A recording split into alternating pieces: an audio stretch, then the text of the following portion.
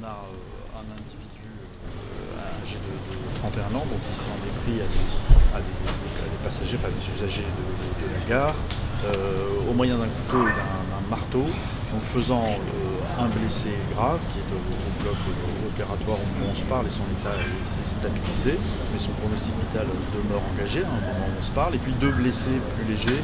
On peut même rajouter un troisième blessé léger puisqu'une personne était très choquée. Évidemment, au moment où on se parle, il n'y a pas d'élément qui laisse à penser que ce puisse être un acte terroriste. Mais encore une fois, sur ces affaires, il faut être toujours très prudent puisque les investigations sont en cours et sont menées par la police judiciaire.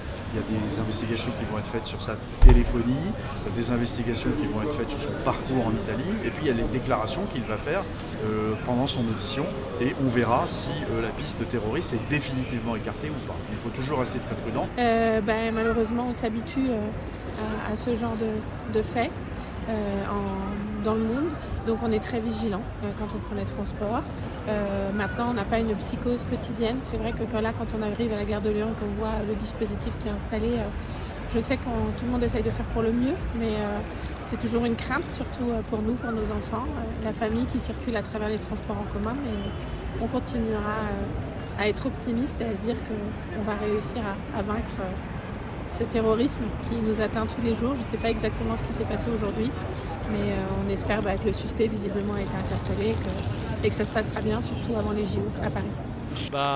On n'a pas été, je n'ai pas été directement confronté à ça, heureusement. Mais après, c'est sûr que quand on voit un effet de panique, je suis humain comme tout le monde, donc on réagit en conséquence. Mais là, on reste vigilant, on va dire.